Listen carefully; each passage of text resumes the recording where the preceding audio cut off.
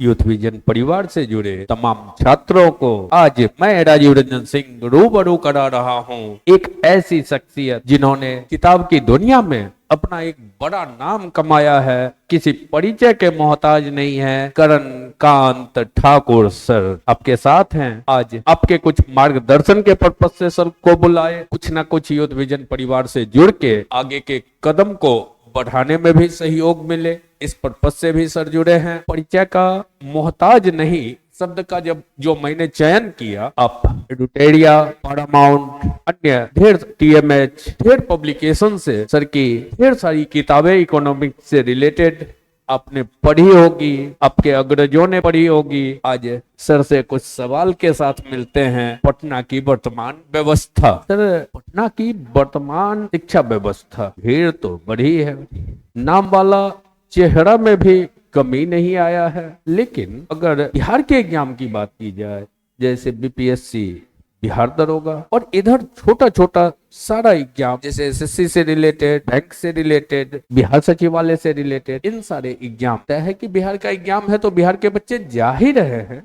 लेकिन ग्राफ जो दिखना चाहिए उसमें थोड़ी बहुत हमें कमी दिख रही है। आपके नजर में सर क्या बदलाव होना चाहिए और स्टूडेंट को क्या रणनीति लेके चलनी चाहिए, और फिर हम बात करेंगे अगले इकोनॉमिक्स के टॉपिक को लेके भी। पहले तो मैं राजीव रंजन सर का धन्यवाद करूंगा जो इतने दिनों से, इतने सालों से मैथमेटिक्स में एक बहुत बड़ा योगदान स्टूडेंट्स के लिए किए जा रहे हैं और आगे भी करते रहेंगे, मुझे उम्मीद है। तो ये बातें तो सामान्य है, जो सब लोग जानते हैं, इसको बताने की जरूरत नहीं है। लेकिन मैं एक शेर आपको सुनाता हूँ, आपने सुना भी होगा कहीं मेरे जुबान से, कहीं ना कहीं सुने होंगे। एक स्टूडेंट था, बहुत सालों से तैयारी कर रहा था, क्योंकि ये चीज़ मैं आप स्टूडेंट्स के लिए बोल रहा हूँ। कमी नहीं है, इंस्टीट्यूशंस की कमी नहीं है, रिजल्ट्स देने वाले इंस्टीट्यूशंस की भी कमी नहीं है। जो आप सुनते रहते हैं कि मेरे यहाँ से इतने हजार आ गए, इतने सैकड़ा आ गए, तो वो सब आपको पता है। एक्चुअल चीज़ों पे मैं बातें करूंगा। तो स्टूडेंट जब 5 साल, 7 साल, 8 साल, 10 साल हो जाता है और उसका रिजल्ट नहीं आता है तो फ्रस्ट्रेट हो जाता है। तो ऐसे ही एक स्टूडेंट फ्रस्ट्रेशन में अपने कमरे में बैठा हुआ था और यूँ समझिए कि चादर टान करके सोए हुए थे। एक दूसरा फ्रेंड उसका गया, जाकर दरवाजा खटखटाया और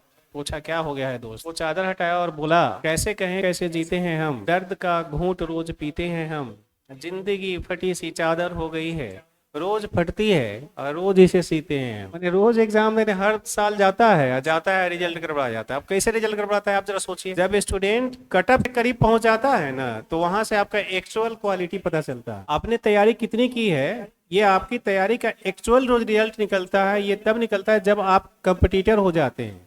पहले तो आए पटने में तो आप ऐसे ही, चाहे कहीं भी रहें आप, तो पहले आप स्टूडेंट, ऐसे ही स्टूडेंट हैं सिर्फ, आप कंपटीटर नहीं। कंपटीटर कब होते हैं, जब आप कटअप के करीब पहुंच जाएं। और जब कटअप के करीब पहुंचने के बाद आपका रिजल्ट खराब होता है, जब आप 1 मार्क्स 2 मार्क्स या कुछ मार्क्सों से पिछड़ते हैं, तब आपको लगता है कि अच्छा मैं लग रहा हूँ कि लड़ाई में हूँ, लेकिन अब मुझे अच्छी तैयारी की जरूरत है। लेकिन आप हर साल सेम तैयारी करते हैं, आपकी तैयारी में परिवर्तन कुछ नहीं होता है, बस स्ट्रेटजी थोड़ा बहुत बदलते हैं। आप फिर अगले साल फिर वही कटअप के पास जाकर के अटक जाते हैं। वही शेर मैंने कहा है, जिंदगी फटी सी चादर हो गई है, रोज फटती है और रोज इसे सीते हैं हम। रोज जाते हैं तैयारी करके, फिर जाते हैं, फिर एग्जाम में वही हाल हो जाता है। तो ये कैसे ठीक होगा, मैं इस पर थोड़ी सी चर्चाएं करना चाह रहा हूँ। अब राजीव रंजन सर जो वर्षों के अनुभवी लोग हैं, जिन्होंने ये बातें पूछी हैं, तो मैं सिंपल सी गाइड आपको करता हूँ। किसी भी एग्जाम में अभी के समय में, चाहे बिहार का हो चाहे सेंट्रल गवर्नमेंट की हो, तो जीएस की एक बहुत महत्वपूर्ण भूमिका है। और सबसे ज़्यादा देखेंगे जीएस के टीचर से भी स्टार्ट में दिख रहे हैं। रिजल्ट क्यों नहीं होता है उसका कारण मैं बताता हूँ कि 3 महत्वपूर्ण कारण आपको जो है सो समझने की जरूरत है। अगर कोई भी टीचर आपको जीएस पढ़ाया है और आपने उसका पन्ना भर रखा है, कॉपी में खूब लिखाते जा रहे हैं, टीचर लिखाते जा रहे हैं, तो जीएस पढ़ने का 3 इम्पोर्टेंट तरीका होता है। तो सबसे पहला तरीका होता है कि आपको जो बातें पढ़ाई गई वो समझ में आ रही है या नहीं आ रही। अगर बातें आपको समझ में आ रही है, इसका मतलब है टीचर अच्छा है। तो एक चीज़ मैं बताता हूँ, सारे टीचर जो पढ़ाने चले जाते हैं तो उनकी स्किल अच्छी होती है, तभी वो पढ़ाने चले जाते हैं। अब बात समझाने की है तो वो समझा ही देंगे, भले ही वो टीचर हो, लेकिन वो रिक्शा पुलर की तरह आपको समझा दें, वो अलग बात है। आपको लगता है बड़ी बढ़िया टीचर हुआ, मास्टर हुआ, पढ़ा रहा है। अब वो मास्टर साहब जो पढ़ा रहे हैं, गुरुजी जो पढ़ा रहे हैं, वह उचित तरीका उनका पढ़ाने का या नहीं है, ये आप समझ सकते हैं। लेकिन पढ़ाने का तरीका कुछ भी हो सकता है। एक सामान्य अच्छे टीचर की तरह पढ़ा सकते हैं, या हो सकता है कि मतलब एज ए कॉमेडियन भी आप पढ़ा सकते हैं, किसी तरह से आपको समझा सकते हैं। आपको समझ में आ जाती है। तो समझाने का तरीका किसी का कैसा भी हो, अगर आपको चीज़ें समझ में आ जाती है, इसका मतलब है कि वो टीचर टीचिंग शैली उसकी अच्छी है। लेकिन समझ में आ गई तो ये तो अच्छी बात है, आप पढ़े समझ में आ गई। अब दूसरी इंपॉर्टेंट क्या बात होती है कि अगर टीचर जो पढ़ाएं उससे आपका क्वेश्चन बन रहा है या नहीं बन रहा है। अब एग्जाम में गए, एग्जाम में क्वेश्चन पूछ रहा है, पता लग रहा है कि एग्जाम में क्वेश्चन ही नहीं बन रहा है। अगर एग्जाम में जो टीचर ने पढ़ाया है उससे क्वेश्चंस बन रहे हैं, इसका मतलब है कि आप बहुत अच्छा तैयारी किए हैं। आप कैसे हैं, जैसे मैं इकोनॉमी का टीचर हूँ, तो मैं किसी भी स्टूडेंट्स को, चाहे वो किसी भी स्तर का हो, मैं उसे दो तरह की बातें बताता हूँ कि अगर एक इकोनॉमी का क्वेश्चन बहुत ही खराब पूछा गया, बहुत ही टफ आपको लगेगा, तो अभी मेरे क्लास के बाद मिनिमम 80% क्वेश्चन आप जरूर बना करके आएंगे इकोनॉमी के, ये मेरी गारंटी होती है मेरी क्लास के बाद। अब ये प्रूफ हो रही है नहीं हो रही है, आप एग्जाम में जाएंगे तब पता चलेगा, क्वेश्चंस बनाएंगे तब पता चलेगा। और अगर सामान्य क्वेश्चंस हैं तो आप 100% बना करके आएंगे। मेरी गारंटी है कि मैंने पढ़ाया तो उससे 80 से 100% क्वेश्चन बना। ये दूसरी इंपॉर्टेंट चीज होती है जीएस की तैयारी में। अगर कोई भी इंस्टीट्यूट, कोई भी टीचर पढ़ाया है तो वो ये गारंटी दे कि मैं जो पढ़ाया हूँ इससे क्वेश्चंस मेरे इतने परसेंट बनेंगे, 8% बनेंगे, 17% बनेंगे, 80% बनेंगे या 100%, और गारंटी पूरी होनी चाहिए। रिजल्ट के बाद वो आप उसके मैच करके देख लें कि ये सर के नोट्स से क्वेश्चंस मेरा मैच किया या नहीं किया, है ना। ये चीज़ दूसरी चीज़ होती है। तीसरी जो इम्पोर्टेंट चीज़ होती है वह होती है कि अब हम क्वेश्चंस को तैयार कराने के चक्कर में एक पन्ने का मैटर 4 पन्ने में तो नहीं लिखा रहे हैं। जो बहुत महत्वपूर्ण बात मैं बता रहा हूँ। बहुत सारे लोग टीचर्स के पास आप जाएंगे तो बेवजह की चीज़ों से जितना हो कहीं से कुछ मिला सब मिल करके पन्ना भर दिए। तो जैसे मेरे क्लास में ये लिमिटेशंस होता है कि मैं टॉपिक्स को एक्सप्लेन बेहतर से बेहतर करने की कोशिश करता हूँ ताकि आपको समझ में आ जाए। लेकिन क्वेश्चंस आपके बहुत बने, इसके लिए अब मैं ये नहीं करूँगा कि अब आपका पन्ना बहुत ज़्यादा भरवा दूँ। एक लिमिटेड एरिया होना चाहिए ताकि आप उसको देख कर डर नहीं सकें। ये 3 महत्वपूर्ण बातें बहुत ही ज़रूरी है किसी भी टीचर, किसी भी इंस्टीट्यूशंस के लिए। अगर इन 3 चीज़ों को फॉलो किया जाता है तो आपका जीएस का क्वेश्चन डेफिनेट बनेगा। अब मैं चौथी विषय पे जो मैं बातें कर रहा हूँ, स्टूडेंट्स आते हैं फ्रस्ट्रेशन में कि सर हम तो बरसों से तैयारी कर रहे हैं, 1 मार्क से छट गया, या पिछले बार तो सर इतना कटअप था, इस बार कटअप बढ़ गया तो हम छट गए हैं, या इस बार देखिए निगेटिव लग गया है तो मेरा रिजल्ट खराब हो गया है। भाई ये गलती आपकी है। ये गलती आपकी इसलिए है क्योंकि आप पहली बार आपके टीचर ने या तो तैयारी प्रॉपर तरीके से नहीं कराया है, और या फिर दूसरी जो आपकी विषय वस्तु है, टीचर ने आपको सही तैयारी करा दिया है तो आपने सही ढंग से उसका तैयार नहीं किया, उन चीज़ों को तैयार नहीं किया है, रिविजन्स नहीं किया है, प्रैक्टिस नहीं किया है। रिजल्ट के लिए, किसी भी एग्जाम के रिजल्ट के लिए 2 साल इनफ होता है। मैं अपने सभी क्लास के स्टूडेंट्स को बताता हूँ 2 साल किसी भी एग्जाम की तैयारी के लिए काफ़ी होता है। और दूसरे साल के बाद आप जिस एग्जाम में बैठे, अगर आपका रिजल्ट नहीं आ रहा है इसका मतलब है कि आपकी तैयारी में खोट है। अब क्यों? जैसे 1 साल आप बेहतर फाउंडेशन तैयार करें। फाउंडेशन का मतलब क्या होता है? जैसे आप मैथ पढ़ें, जीएस पढ़ें, रीजनिंग पढ़ें, सबका एक कोर्स ड्यूरेशन होता है। अगर अच्छे टीचर के पास आप जा रहे हैं तो मैथ 1 साल वो समय लेगा, प्रॉपरली 1 साल आपको फाउंडेशन में समय लगेगा। जीएस में भी 1 साल समय आपको लगता है अच्छी तैयारी के लिए, कंप्लीट आपको 1 साल समय लगेगा। मैं प्री के पॉइंट ऑफ व्यू से बातें कर रहा हूँ, मेंस के पॉइंट से बात नहीं कर रहा हूँ, क्योंकि मैं कमीशंस के लिए भी जाना जाता हूँ मेनली, तो कमीशंस में मेंस की बातें होती है, तो मेंस की बातें मैं यहाँ नहीं कर रहा हूँ, सिर्फ मैं प्री के पॉइंट ऑफ व्यू से बातें कर रहा हूँ। अब उस 1 साल में, जैसे इंग्लिश की अगर आप जनरल एसएससी वगैरह की तैयारी करने वाले बैंकिंग के लिए तो 7-8 महीने की फाउंडेशन होगी, रीजनिंग लगभग 5-6 महीने की होगी। अब ये जो आप फाउंडेशन तैयार कर लेते हैं तो आपको क्या होता है, इसके बाद आप टेस्ट में बैठे हैं और 6 महीने से 1 साल तक आपने जितनी तैयारी किया है उसका टेस्ट में जा करके प्रैक्टिस करें। जितनी भी तरह के एग्जाम्स की टेस्ट है, टेस्ट पेपर्स हैं, उसको आप खुद से बनाएं या ऑनलाइन ऑफलाइन जो भी सोर्सेज हैं उसमें बैठकर प्रैक्टिस करें। अब पता कैसे चलेगा टीचर ने सही पढ़ाया या नहीं पढ़ाया? तो अगर टीचर ने आपके कोर्स को प्रॉपर कंप्लीट कराया होगा तो इसका मतलब है आप जैसे ही क्वेश्चन सेट आपके पास आएगा आपका क्वेश्चन बनना शुरू होगा। अब दूसरी समस्या क्या होगी आपके पास, आप अगर तैयार नहीं होंगे तो आपके क्वेश्चंस नहीं बनेंगे। तो वहाँ प्रैक्टिस से फायदा क्या होगा कि आपको पता चलेगा कि ये क्वेश्चंस मेरा छूट रहा है, जो इस चैप्टर से था मैं उसका रिविजन्स कर ले रहा हूँ। ये चीज़ अब जब आप प्रैक्टिस करना शुरू करेंगे तो 1 साल के अंदर मैक्सिमम आपके सारे क्वेश्चंस पर पकड़ ऐसे हो जाएंगे कि आप एग्जाम में जाने से पहले आप अपने आप के इतने कॉन्फिडेंस में होंगे कि ये रिजल्ट मेरा आएगा, किसी की मजाल नहीं है कि रोक देगा सिवाय ईश्वर की, क्योंकि ईश्वर तो कुछ भी कर सकते हैं। लेकिन आपको कॉन्फिडेंस होगा कि ये रिजल्ट मेरा होगा, ये किसी को रोकने से नहीं रुकेगा। यही तैयारी का सबसे मेन आपका फॉर्मेट होता है कि आपने फाउंडेशन पहले कंप्लीट किया या नहीं किया, उसके बाद प्रैक्टिसेस किया कि नहीं किया। इन चीज़ों को जब आप बेहतर तैयार कर लेंगे तब आपका रिजल्ट डिफिनिट होगा। और ज़रूरी नहीं है कि ये ऑफलाइन ही हो, ऑनलाइन से भी कर सकते हैं अगर ऑनलाइन आपको व्यवस्थाएं अच्छी मिलती है। लेकिन एक बड़ी इंपॉर्टेंट चीज़ मैं बता रहा हूँ, भारत का ही नहीं दुनिया का सबसे बड़ा ऑनलाइन प्लेटफॉर्म बायजू था, जो बंद हो रहा है, फेल्योर हो गया। दूसरी अनअकैडमी, तीसरी ग्रेडअप, ये सब भारत की बड़ी बड़ी ऑनलाइन प्लेटफॉर्म्स थी। आखिर क्यों ये सब फेल्योर हो गए? अब इन चीज़ों को आप जब सोचेंगे तो फिर आपको पता चल जाएगा कि ऑनलाइन सॉल्यूशन नहीं है। ऑनलाइन बस कुछ बच्चे हो सकता है सेलेक्टिव रिजल्ट ले लेते हैं जो बहुत इंटेलिजेंट होते हैं, वो नए भी टीचर के पास जाएंगे तो रिजल्ट ले लेंगे। लेकिन ऑफलाइन ही क्लास जो है, किसी भी क्लास का किसी भी बच्चे के रिजल्ट का सॉल्यूशन होता है। मैं बहुत ही महत्वपूर्ण बातें आपको बता रहा हूँ, अगर मेरी बातों को आप समझेंगे, उसको फॉलो करेंगे तो डेफिनेटली आपका रिजल्ट होगा।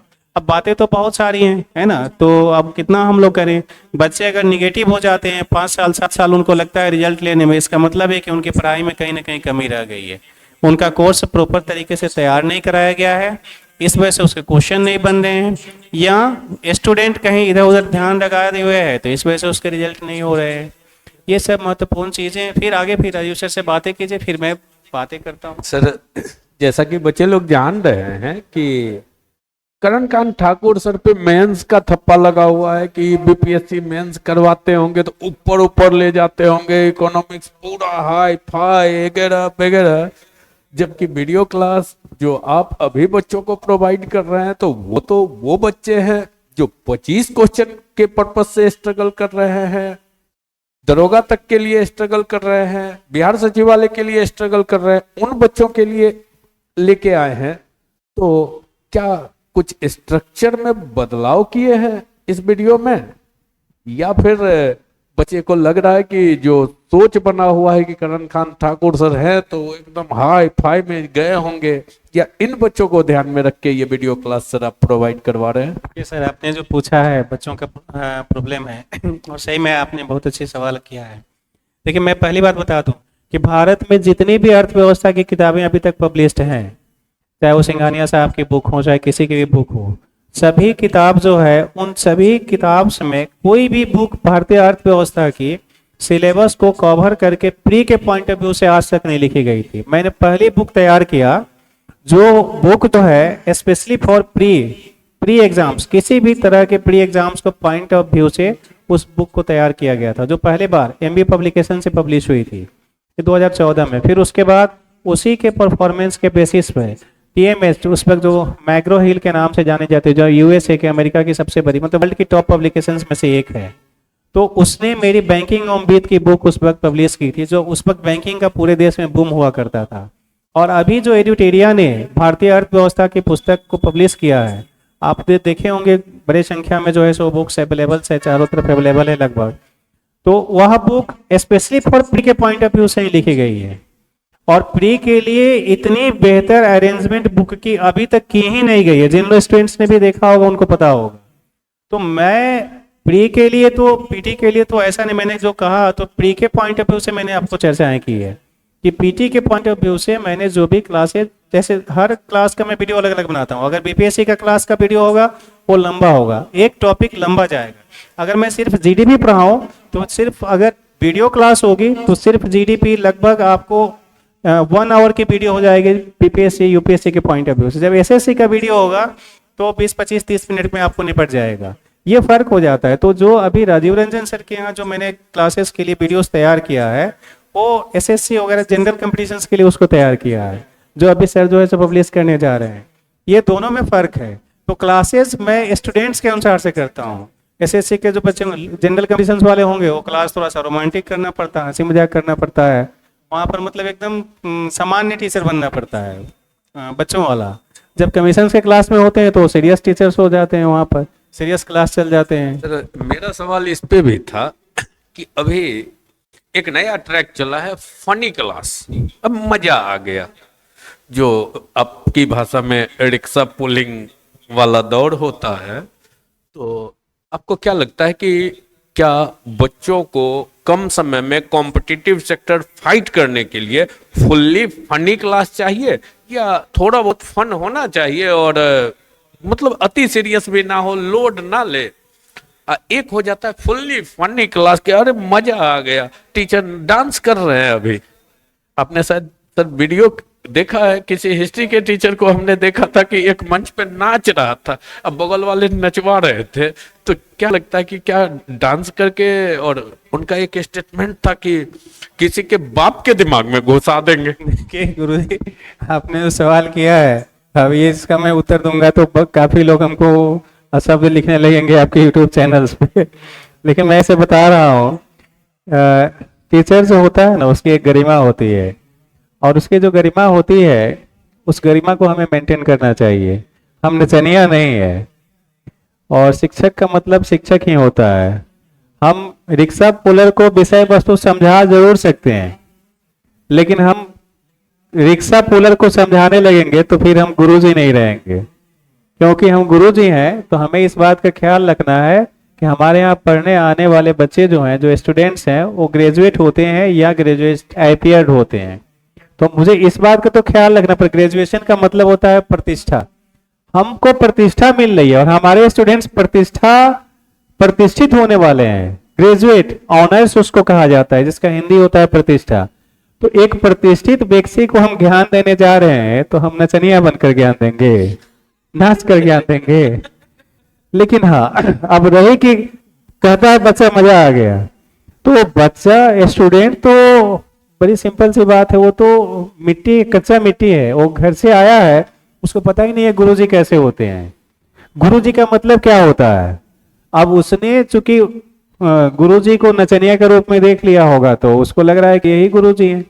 जब वो गुरुजी को गुरुजी के रूप में देखेगा, तो फिर वो उसका रेस्पेक्ट करेगा। हाँ, एंटरटेनमेंट क्लास में होता है, हम लोग भी करते हैं, लेकिन इंटरटेनमेंट कब किया जाता है? जब हम कोई टॉपिक सीरियस पढ़ा रहे हैं, बहुत टॉपिक सीरियस है बच्चा, या लगातार बच्चे को कंटिन्यूअस पढ़ा रहे हैं, बच्चा सीरियस हो गया, तो अब वहां पर ये टीचिंग स्किल होती है कि वहां थोड़ा सा उसको एंजॉय करवा दे, कोई इंटरटेनिंग बात वगैरह कर दिए, सारे बच्चे एक बार फिर से रिचार्ज हो जाते हैं, इंटरटेन कर जाते हैं।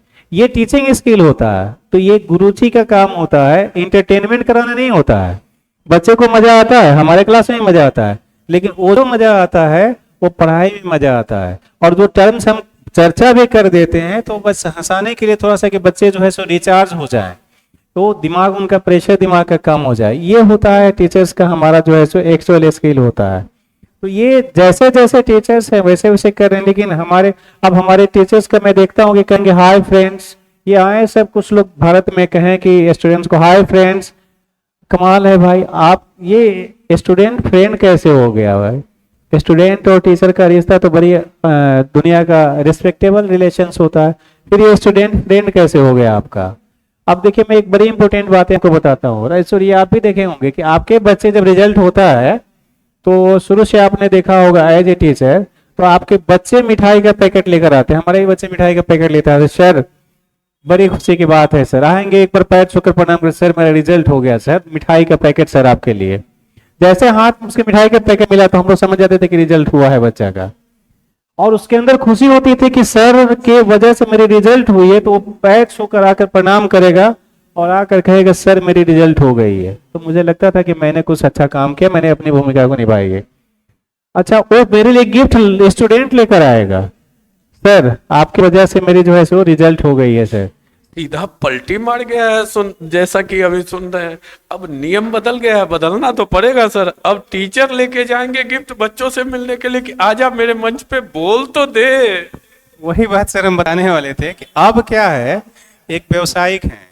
देखिए, हमारे स्टूडेंट्स आज भी, मैं उस तरह का रेस्पेक्ट पाया हूँ कि बीच सड़क पे स्टूडेंट हमारा पैर छूकर प्रणाम करता है। 20 लाख की गाड़ी से जाने वाला स्टूडेंट हमको देखा, और मैं हवाई से जा रहा था, उसने मुझे उसने दूर से ही प्रणाम किया, तो मुझे लगा कि मैं शायद अच्छा अपना कार्य कर रहा हूँ।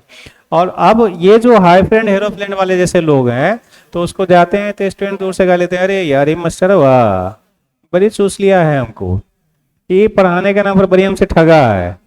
तो एक तो उसको रिस्पेक्ट नहीं देता है जो रिस्पेक्ट होना चाहिए। Hi sir, good, hello sir, good morning sir, good evening sir.